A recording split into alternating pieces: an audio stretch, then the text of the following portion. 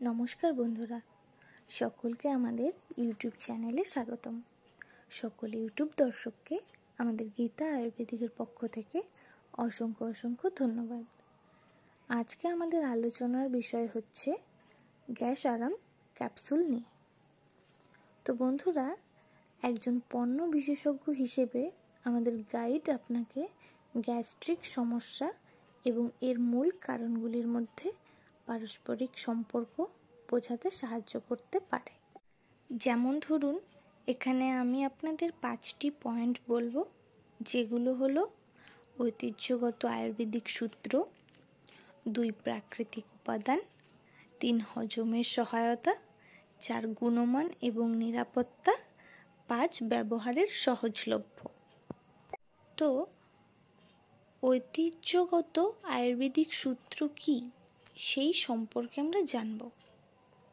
ঐতিহ্যগত আয়ুর্বেদিক সূত্র: গ্যাস আরাম ক্যাপসুল ঐতিহ্যগত আয়ুর্বেদিক নীতির ওপর ভিত্তি করে তৈরি করা হয়েছে, যা প্রাকৃতিক উপাদান এবং সামগ্রিক স্বাস্থ্য পদ্ধতির ওপর জোর দেয়।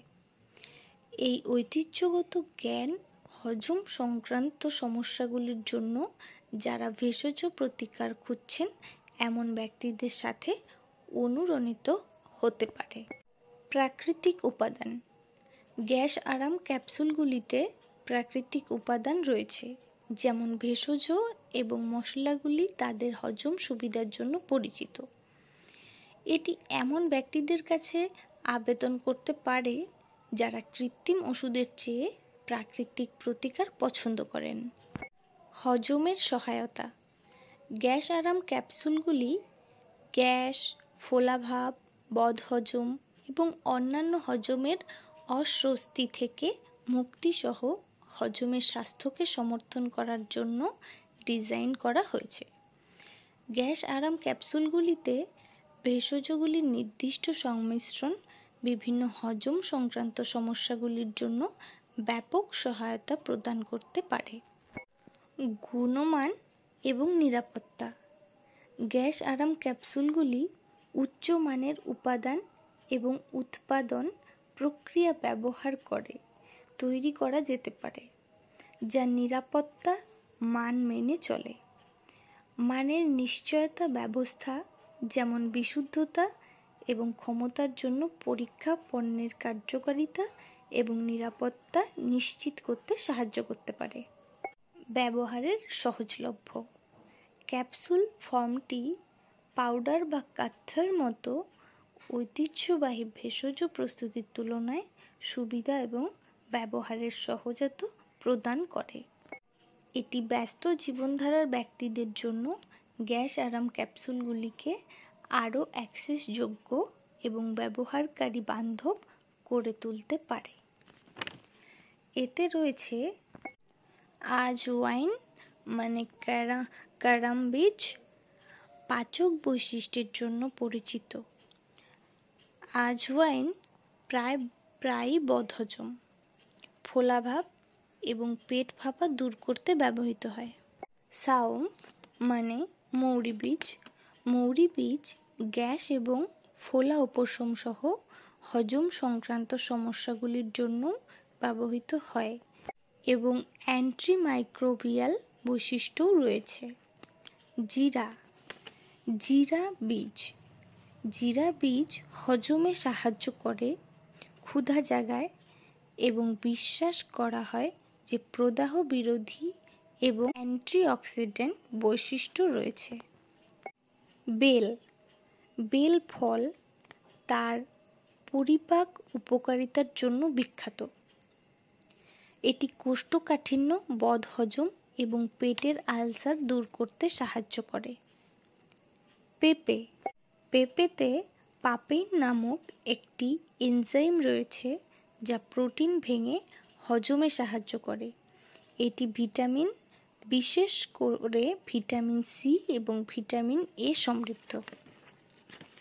আমলা, ভারতীয় গুজবেরি।